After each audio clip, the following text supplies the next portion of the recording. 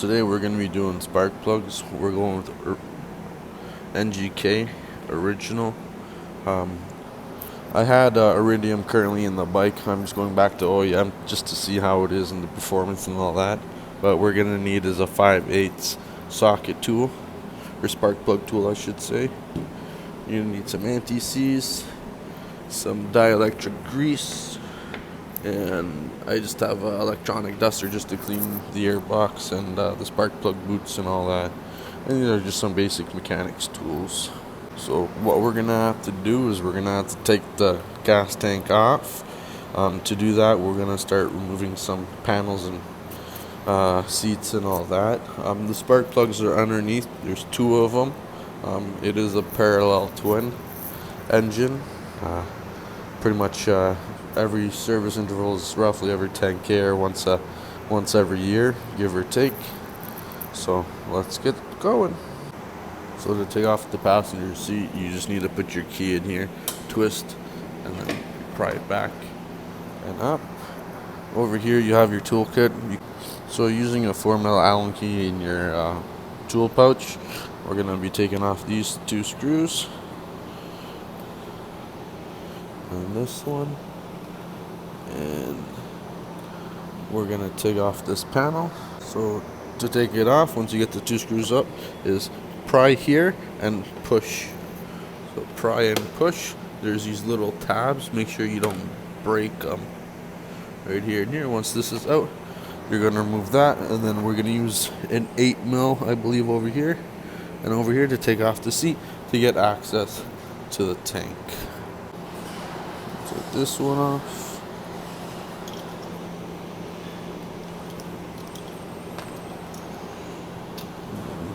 This one.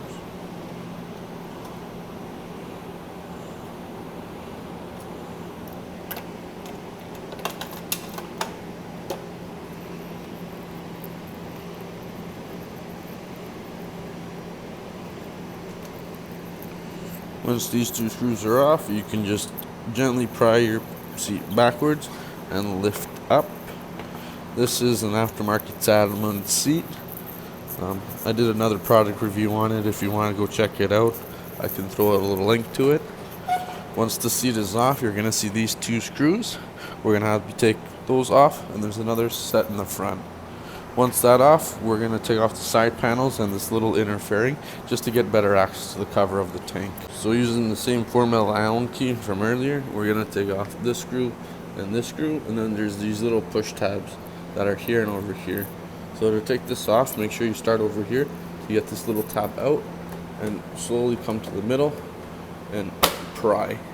You can see that it's attached right over there, and then there's another one at the bottom right over there. So we're just going to go down here and gently pry it off. So once you take off this side, we're gonna go and do the same thing on this side. So the reason why we take that off is because there's a couple screws over here and there's another one over here. So we're gonna have to loosen these and the front just to take off our cover. So this is a quarter push-pin fastener. You can let go of that, and then we can take off this inner fairing as well. So this has this screw, and then another two quarter turn fasteners. It's best to use a stubby here if you have Phillips, just because you get a little bit more working space to work with. So once you got this 4mm Allen key and this 4mm Allen key out, you can go ahead on the inside and just quarter turn these until it slightly pops up a little bit. Once it pops up a little bit, you can pry it out. Just pull on it gently and it should pop right out. That's one. And then to get to the other one, you're just going to want to twist the bars and get better access to it. And once this is out, just like that, quarter turn, and then you can use a little trim removal piece over here, but once you get the little head out, just gently wiggle it back and forth. It should come out. And don't forget about this one right over here as well, right where the other panel was. Once all these are removed, you can go ahead and take that panel out. So when all the screws are removed, you're going to start in this back corner, pull out the tab. You can start seeing that it's a little unhooked. So pretty much what you want to do is push forward and pry back. It's easier with two hands, just be careful, because there's these little tabs over here, and over here. So just be careful. You don't want to pry on it too hard, and you don't want to break your tabs. You usually push forward and then pull back. I've done this ample time, so I kind of figure out a little technique that works best for me. Once this is off, you'll have a little bit easier access to get off your tank. We're gonna do the same thing on the other side, and once the tank is fully exposed, we're gonna take off this screw and couple screws over here just to pull off the cover. So we're gonna be using the same 4mm Allen key to take the screw out. This one's gonna be a lot longer compared to the other ones. I'm just gonna leave that off on this side. And then next we're gonna use 8mm socket to take these off, or if you want, you can use a number 2 Phillips. I just prefer the socket because it's a little bit easier and you don't have to worry about stripping the Phillips. Once you get this, that one, and that one, you should be able to lift off the cover. When you do, there's these little 2 push grommets over here, so just be careful when you pry up, and just start in the back, lift up, and then lift from the front. So the screws are removed. It's easier when you use 2 hands. Go from each side, slightly pry it to the side. And here, you should be able to lift it up, the grommets, and then with 2 hands, like I said, push more to the front and lift. And there you go. That's your gas tank. Next, what we're gonna do is we're gonna remove those 2 screws over here. I believe that's a 10mm, and we're gonna loosen up these ones just to get into the spark plugs underneath over here. So when doing the tank, there's 2 different types of screw. You want to have the shorter ones in the front and these longer ones in the back. The longer ones also have a little bit round of a head. The other ones have like a little indent in them. So it's important not to mix these screws up. But when you get them out, I loosen this one up all the way so there's a bit of some space, so you can just lift up your tank and it's still kind of fastened. So there's 2 ways you can go about the next steps. So one way to do it is not to disconnect the tank and leave it on the bike. The other option is to disconnect it and leave it off the bike. If you do disconnect it, you would have to remove these breather hoses over here, the sensor, and also the fuel line. Usually I leave them on and I just lift up the tank and gently push it back, and I try to fasten it with something because it gives you enough space to work with the 2 spark plugs over here and over here. So usually you want to lift up and gently put it back. It's easier with an empty gas tank, so before you do anything, go for the rip, burn all your fuel, and yeah. So when you're working by yourself and you want to secure the fast tank, usually what I do is I just put a fuck ton of electrical tape in there. It's on there, it's not moving. I also leave my bike on stand so it's nice and level, so when I go work in the spark plugs, I know it's safe and solid. So we're gonna do one at a time, but before we open anything up, we're gonna give it a nice little clean and a little dust. So we're gonna clean up this area. When cleaning this area, just make sure you don't unplug anything, and make sure you don't get any water or anything on the electrical or anything like that. I used a non-water based cleaning solution and just the air can because I don't have a compressor, and we're just gonna clean up this area over here, make sure it's a little dry. So, and then we're gonna work in here.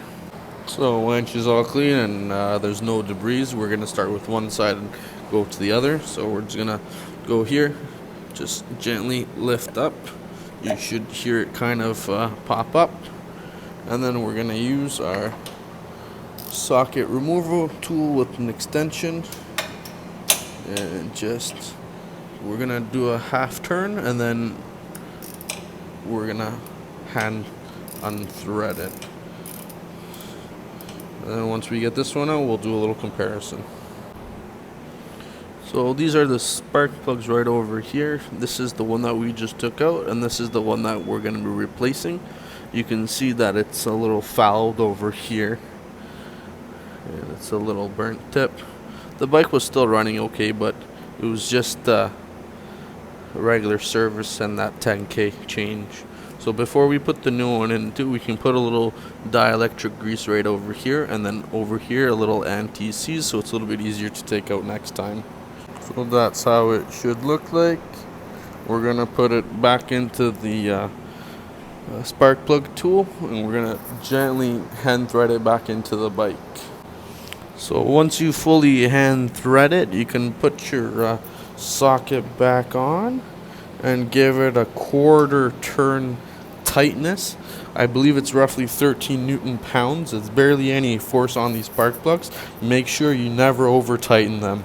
Secondly, that's why we also put a little bit of the anti-seize on, so next time we do remove them, it's a little bit easier to take them off.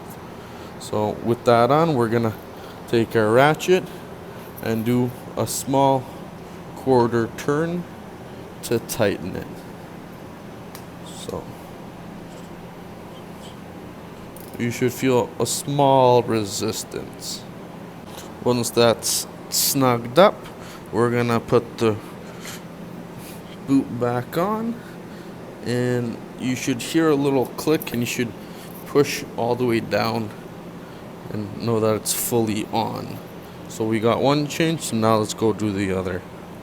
So here's another just a side-by-side comparison again from the spark plugs. So these are the two that we just changed out. You can see that they're a little fouled. They are the iridium right over here, the NGK iridium. I used them last time around, and I'm going back to OEM.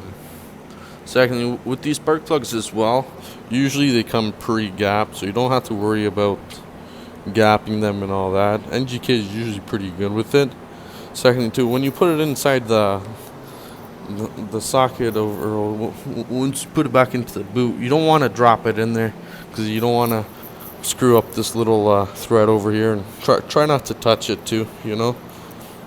So let's go put the anti-seize and the dielectric grease and put it back here and finish up the job. So with the spark plugs changed, everything seated, before you put everything back, if you want, you can test it. When you do, just make sure that none of the through lines are kinked. We didn't disconnect anything, so everything should be okay. So let's start it, see if she goes. Right there. And moment of truth. So she's running, no problems.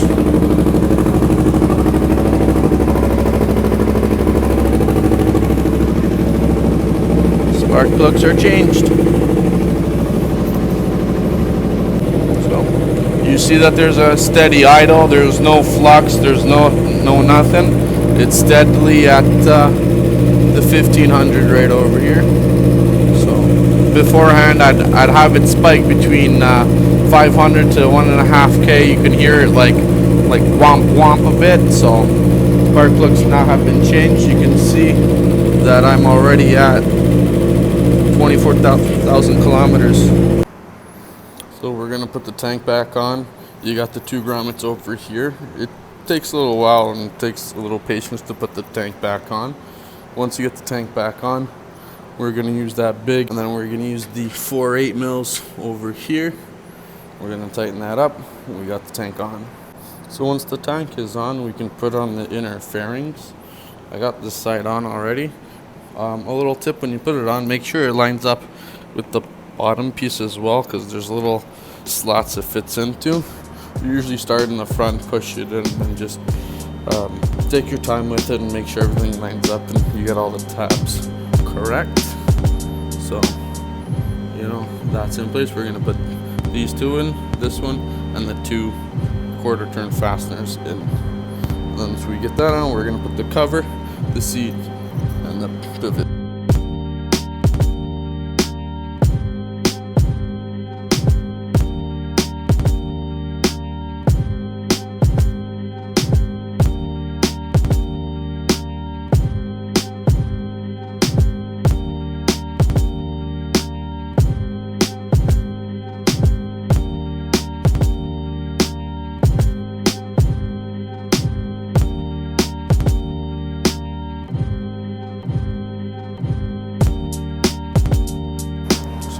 fits on with the two 8mm screws.